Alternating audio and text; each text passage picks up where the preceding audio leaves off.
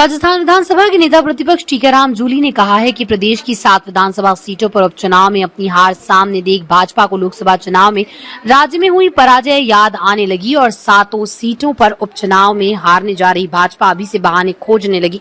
जूली ने कहा कि नाच न जाने आंगन टेढ़ा की कहावत भाजपा सरकार चरितार्थ कर रही और अपनी भावी पराजय के दबाव से भाजपा के मंत्री नेता बौखला गए। इसके साथ ही जलदाय मंत्री ने प्रधानमंत्री मोदी की नाराजगी की बात कहकर इशारा कर दिया कि भाजपा में सब कुछ ठीक नहीं है। नेता प्रतिपक्ष टीकाराम जूली ने प्रदेश के जलदाय मंत्री कन्हैया लाल चौधरी के उदयपुर में दिए बयान पर पलटवार करते हुए कहा कि भाजपा के मंत्रियों को पाप और पुण्य याद आ रहे हैं। भाजपा भूल गई है कि लोकतंत्र में जनता जनार्दन होती है और जुमलों की राजनीति ज्यादा समय तक नहीं चलती। जूली ने कहा कि जलदाय मंत्री कह रहे हैं कि राज्य में लोकसभा सीटें हारने पर प्रधानमंत्री मोदी नाराज हुए थे। जलदाय मंत्री ये भी कह रहे हैं कि प्रधानमंत्री ने कहा है कि इतना पैसा देने के बाद भी भाजपा को सीटों का नुकसान हुआ है। जूली ने कहा कि जलदाय मंत्री का ये बयान दर्शाता है कि भाजपा का लोकतंत्र में भरोसा नहीं है। वो सरकार खजाने के जरिए चुनाव जीतना चाहती थी, लेकिन राजस्थान की स्वाभिमानी जनता प्रधानमंत्री मोदी के लुभावने जुमलों में नहीं आई।